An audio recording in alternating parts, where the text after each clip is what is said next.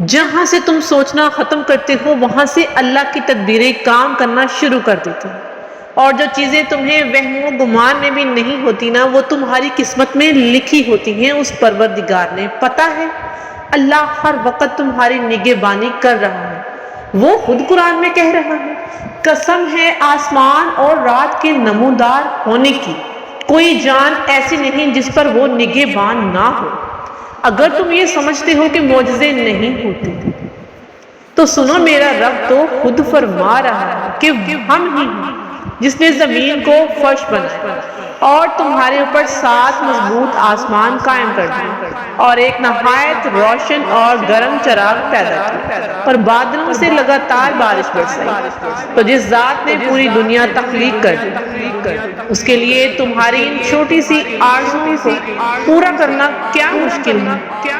ہاں بظاہر تمہیں یہ چیزیں کتنی ہی ناممکن نظر آ رہی ہیں، لیکن ایک بات ذہن نشین کر لو کہ معجزے ہوتے ہیں ان خاص لوگوں کے لیے جن کے خاص عمل اللہ سے کن کہلوا ہی لیتے ہیں۔ اور جانتے ہو، پہلا عمل اللہ پر توکل ہوتا ہے، اور یاد کرو توکل تو وہ راستہ ہے جس کے ذریعے سے آگ ٹھنڈی کر دی جاتی ہے۔ یہ معلوم ہے جو دریا میں راستہ بنوا دیتا ہے، جو یوسف علیہ السلام کو یعقوب علیہ السلام سے ملوا دیتا ہے، جو شدید طوفانوں میں کشتی نوح پار لگوا سکتا ہے، جو پانی پر گھوڑے دوڑا دیتا ہے، تو پھر تم اپنے رب پر توکل نہ کرو گے جو ناممکن کو ممکن کرنے کی پوری قدرت رکھتا ہے؟ جانتے ہو اللہ کن لوگوں کے لیے معجزات کے در کھول دیتا ہے؟ تو جان رکھو اللہ کو وہ لوگ بہت محبوب ہوتے ہیں جو اس کی آزمائشوں کو صبر سے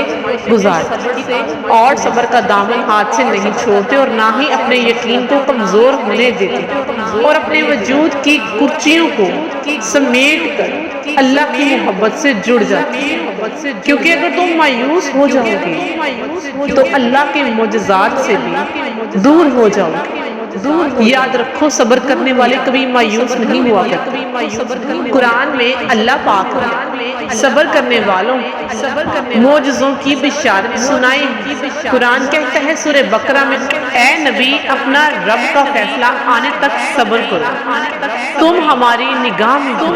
اور جانتے ہو معجزے کی ایک نشانی تو یہ بھی ہے کہ یاد رکھو اللہ کو وہ انسان بے انتہا عزیز ہوتا ہے جو اس سے توبہ کا طلبگار رہتا ہے۔ اللہ فرماتا ہے سورہ نساء میں کہ اگر کوئی شخص اپنے نفس پر ظلم کر بیٹھے اور اس کے بعد بھی اللہ سے درگزر کی درخواست کرے تو اللہ کو وہ درگزر کرنے والا اور رحم کرنے والا ہی پائے گا۔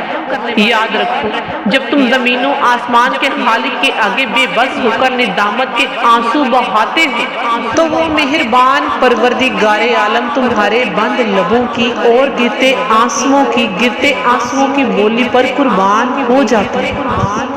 تمہارے لیے معجزوں کے ایسے در کھول دیتا ہے جس کا تمہیں اندازہ بھی نہیں ہوتا، جو تمہیں خوشیوں کا سامان اور حیرتوں کا سارا سامان تمہارے قدموں میں ڈھیر کرنے کا سبب بن ہے، کیونکہ میرا پروردگار قرآن میں یہ فرما رہا ہے کہ وہ وہی ہے جو تمہیں اندھیروں سے نکال کر روشنی کی طرف لاتا ہے۔ تو بھلا اگر وہ تمہیں بھول جائے تو کون ہے جو تمہیں اس اندھیرے راستے سے اٹھا کر روشنی کی طرف لائے؟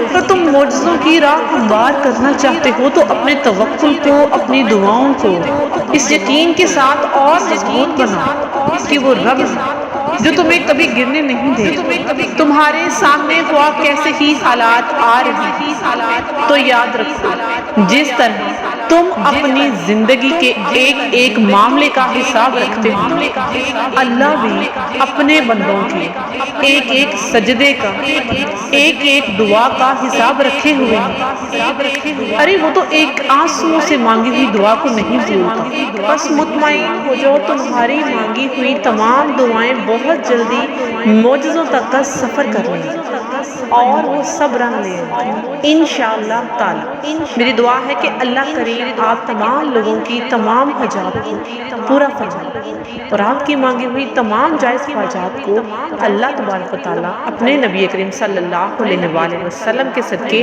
قبول و منظور فرمائے، آمین یا رب العالمین۔